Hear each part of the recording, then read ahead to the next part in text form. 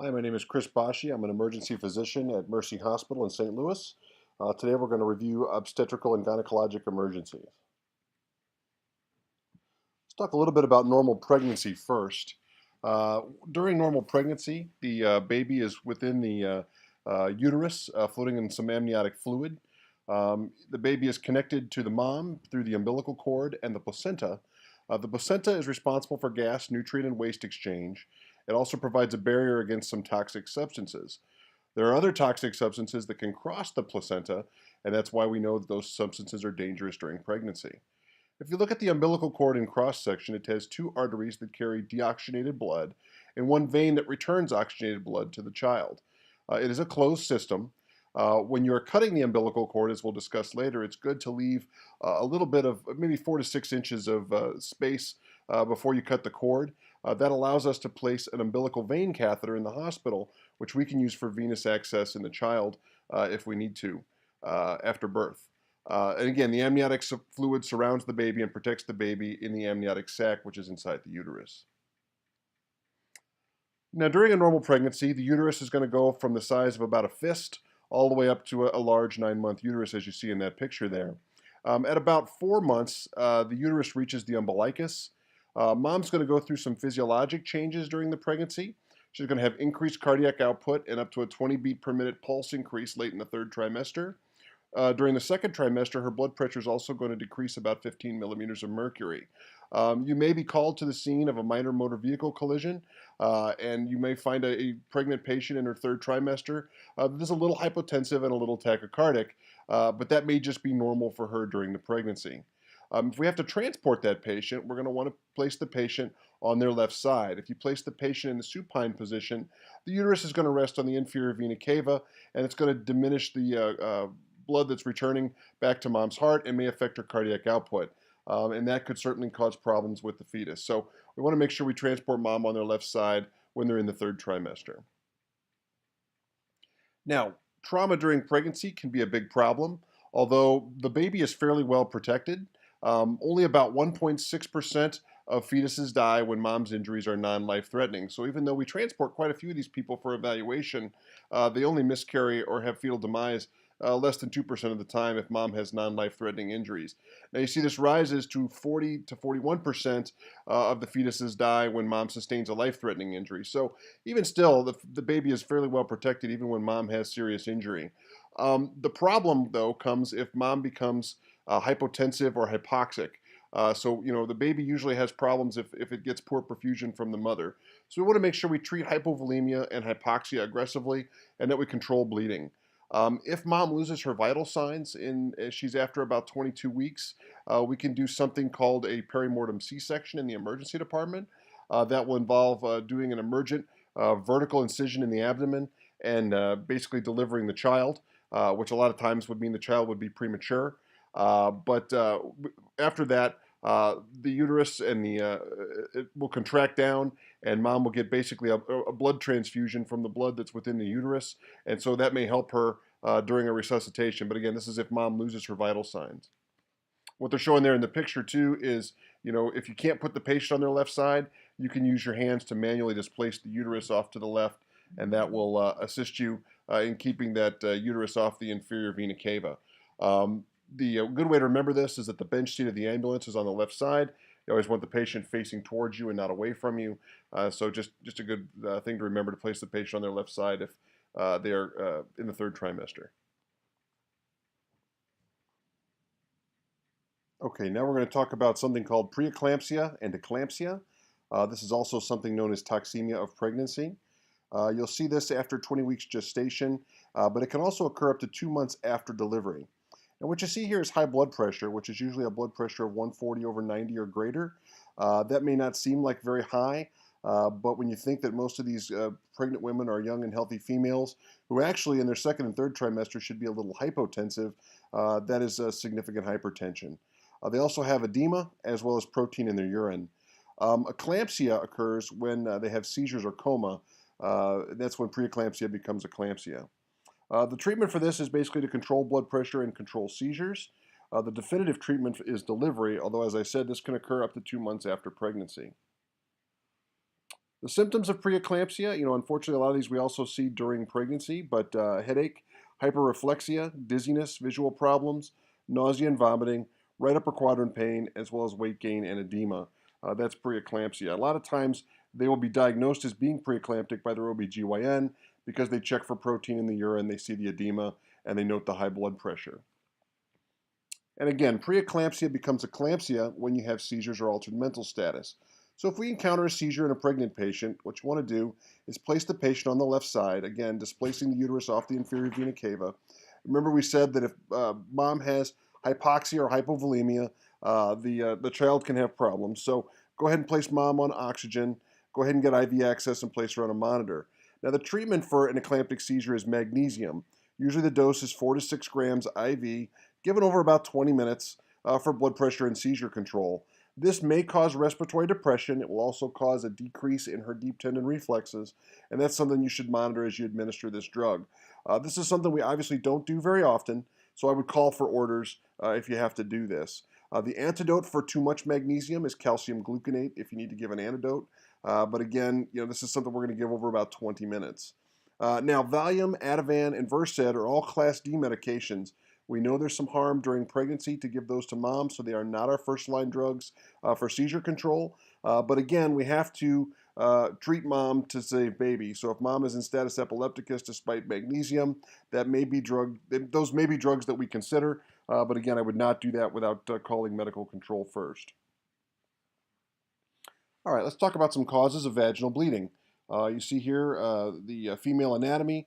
We have the ovary on either side, and then a fallopian tube on either side that connects down to the uterus. The uterus is separated from the vagina by the cervix, and that all these areas are important when we talk about the different causes of vaginal bleeding. Most of the time we see vaginal bleeding in the ER. It's usually just dysfunctional uterine bleeding. Those folks usually are not anemic. They're usually not hypotensive. They usually don't need resuscitation. But there are a few times we can see vaginal bleeding that we need to do some things, or they may be life-threatening or threatening to the pregnancy.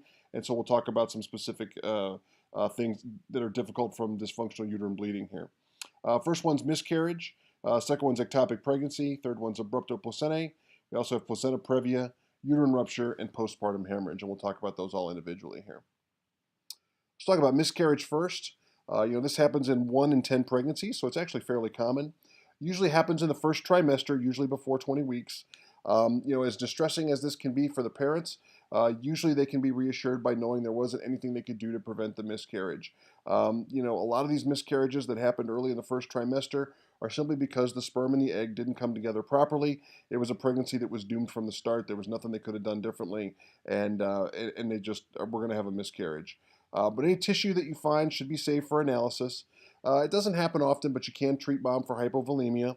Now remember, we a lot of times will encounter a patient who's pregnant and having bleeding, which is very common. About a third of pregnancies will have some element of bleeding during the pregnancy and go on to have a normal delivery. But when that happens, we consider this a threatened miscarriage. So go ahead and treat them with some IV fluids and transport them to the hospital for evaluation. Okay, ectopic pregnancy. What happens here is that the fertilized ovum implants outside of the uterus. Fertilization usually occurs in the fallopian tube, and then that embryo then goes to the uterus and implants. But if that happens inside the tube, as you see there on the left side of the picture, the pregnancy will get larger and larger, and eventually it may rupture the fallopian tube and the blood vessels that run in that fallopian tube, causing hemorrhage. This happens in about 1 in 200 pregnancies. It can be life-threatening to the mother. About 11% of all maternal deaths in the United States are due to hemorrhage. Risk factors for this would be anything that would scar your tubes, like pelvic inflammatory disease or previous sexually transmitted disease. If they've had a previous tubal pregnancy, if they've had a tubal ligation, or they have an IUD in place. Some people may not even know that they're pregnant when this occurs. If you've had your tubes tied and you still have your ovaries, there is a chance you could get pregnant. And if you get pregnant, there's a chance you could have an ectopic pregnancy. This may present as vaginal bleeding or just abdominal pain. They may have signs of shock. If the tube actually ruptures, you're going to have somebody who may be hypotensive and tachycardic with a sudden onset of severe left or right lower quadrant abdominal pain or pelvic pain. Sometimes these folks will look like a kidney stone. but they will have much more tenderness in the abdomen than you would expect from a stone. They need to be treated aggressively for shock, so go ahead and give them IV fluids and resuscitate them and transport them emergently to the hospital. This is a placental abruption. What happens here is you have a detachment of the placenta from the uterus. This may cause some bleeding if that abruption tracks all the way down toward the cervix, but the bleeding can also be concealed if the placenta does not detach completely. This can happen after about 20 weeks. It happens in about 2% of pregnancies. Risk factors for this would be high blood pressure, preeclampsia, trauma, or people that use stimulant drugs like cocaine or methamphetamine. The presentation here will be abdominal pain, maybe some mild vaginal bleeding and shock in the third trimester. And again, the bleeding can be concealed. So you should treat these folks for shock with fluid resuscitation and transport them to the hospital. This is placenta previa. What happens here is the placenta implants low over the uterus. This happens in about 1 in 300 pregnancies. Usually we see this on ultrasound. And what you get here is some mild, painless third trimester bleeding. There's not much you would do about this in the field. This is uterine rupture. What happens here is the uterus actually ruptures and spills the the contents into the abdominal cavity. Basically, this can happen spontaneously or be due to trauma. If it happens spontaneously, it's usually someone that has a previous uterine scar, usually from a previous cesarean section. This happens in about 1 in 1,400 deliveries. This is a significantly high fetal mortality rate and actually a 5 to 15% maternal mortality rate. This is usually a pretty big deal. You have a sudden tearing abdominal pain as well as shock and maybe some vaginal bleeding in the third trimester. Again, transport these patients emergently and treat them for shock.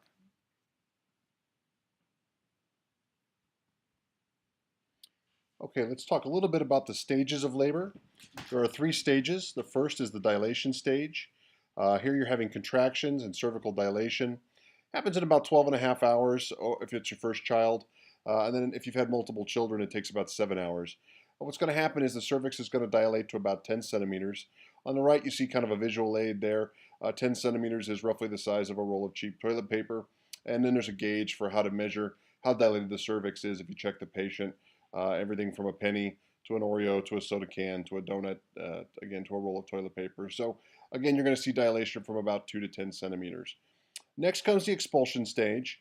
Here you have full dilation of the cervix, and mom is going to be pushing the child out, and this stage lasts until the child is delivered.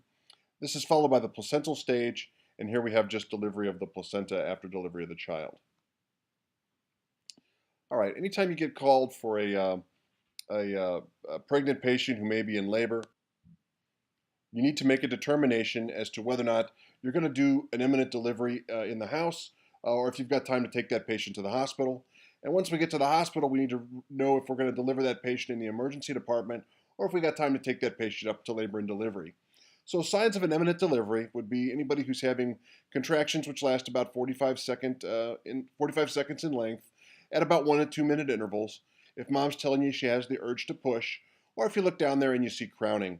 You got to take a look at the patient. I know sometimes it's awkward in the field, but if you take a look and you see the baby's head down there, which is what we call crowning, as you see in the picture there, that's a sign that delivery is imminent and we need to set up to deliver the child. If you're going to deliver the child in the field, all right, what you need to do is position the mom. Women have been delivering babies without our assistance forever, and basically our job is basically to coach her through the delivery, prevent an explosive delivery, and to take care of the baby once the child is delivered. So in most cases, we're just assisting a natural process. We're going to help prevent an uncontrolled delivery, and we're going to protect the newborn from cold and stress. If you decide to deliver the child in the field, what you're going to do, usually the babies rather come out head first. You're going to place your hand, as you see in the top picture, on the perineum to basically prevent an explosive delivery and any tearing to the mother during the delivery of the child. Remember, don't pull on the head. Mom's going to push the baby out. We're not pulling the child out. You're going to look, once you deliver the head, for what we call a nuchal cord, or a cord wrapped around the baby's neck. And at that time, you're going to try and reduce that before the rest of the child is delivered. You're also going to try and suction the nose and the mouth, which is best done before the child takes its first breath to prevent it from aspirating. Once the head is delivered, the child's going to make a rotation and place the shoulders in the anterior and posterior lie, like you see there in the bottom photo. Again, most infants are going to come down face down and then make this rotation on their own. Basically, what we're going to do at that point is gently guide the head down to deliver the anterior shoulders and then up to deliver the posterior shoulders.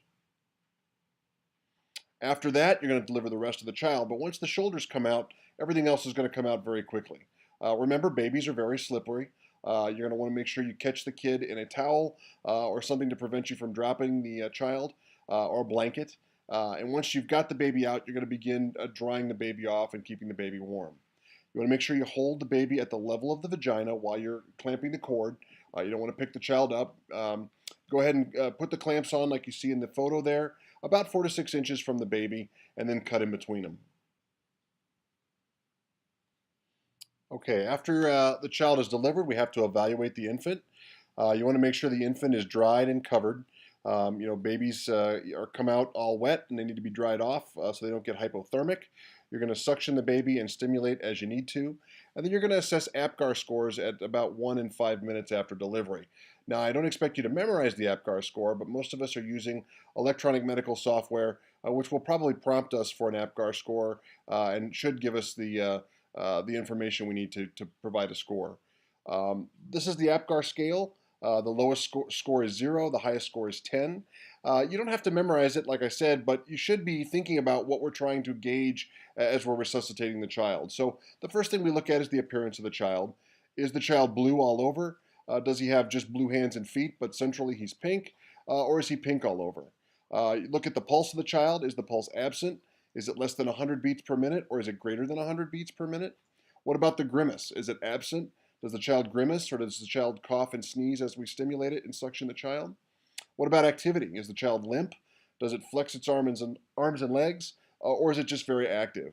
And then also look at the respirations. Are they absent? Are they slow with a weak cry, or good with a strong cry? So again, you're going to assess this score at 1 and 5 minutes. After the delivery of the baby, we have to deliver the placenta.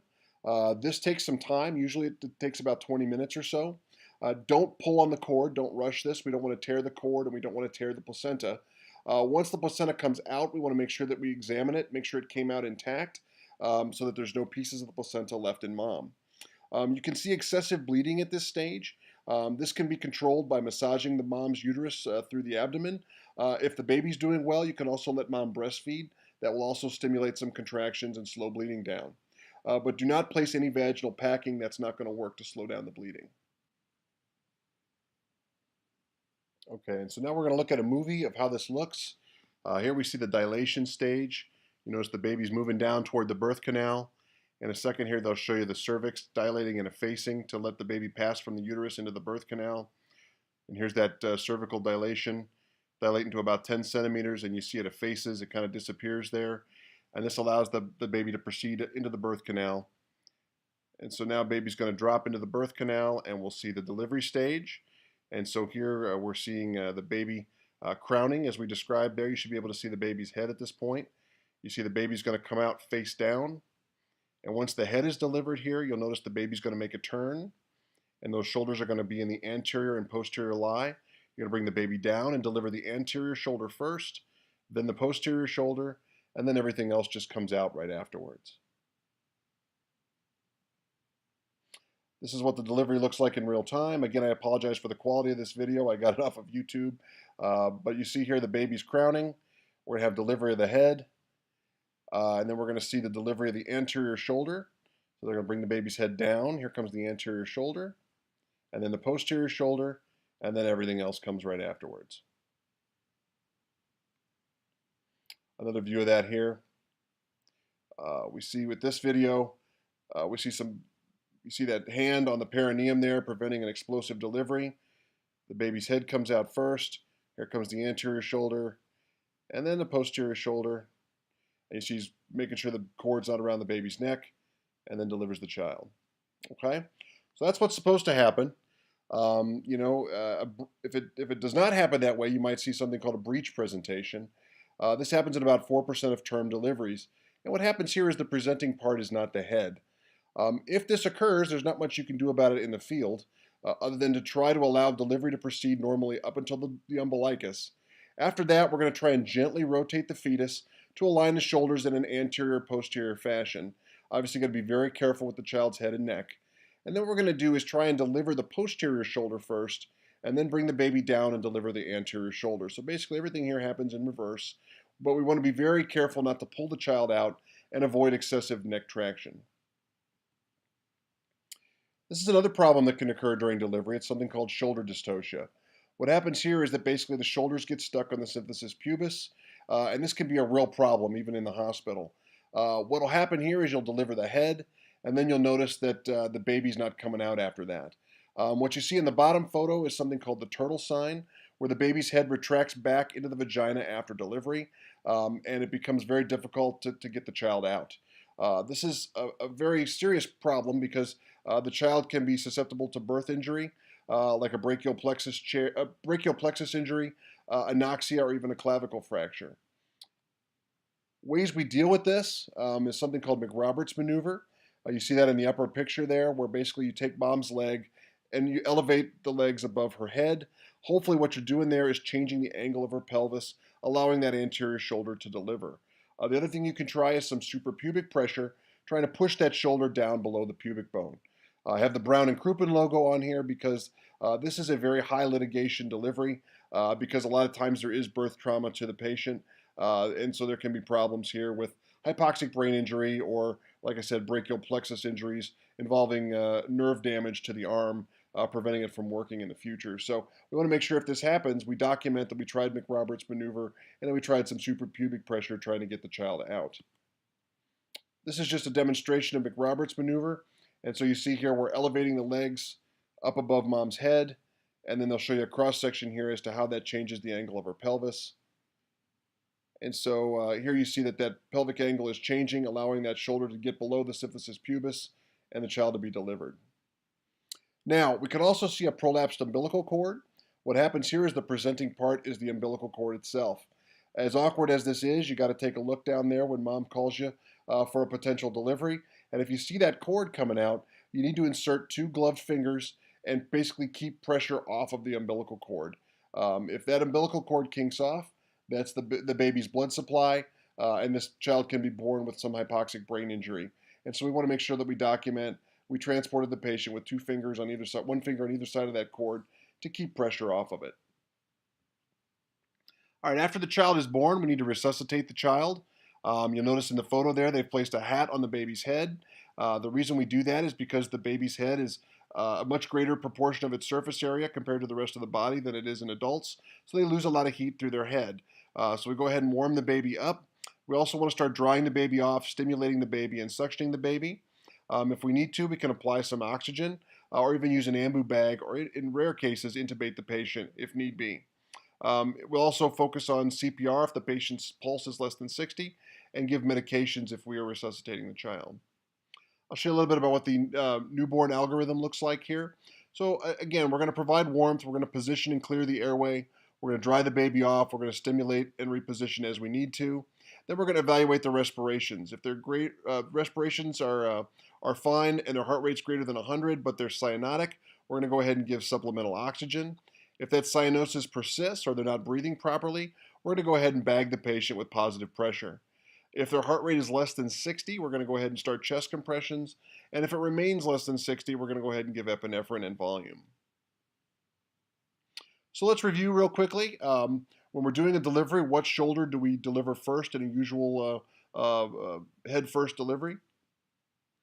And the answer to that is the anterior. You're going to gently guide the patient down once the head delivers and deliver that anterior shoulder and then bring the baby back up and deliver the posterior shoulder.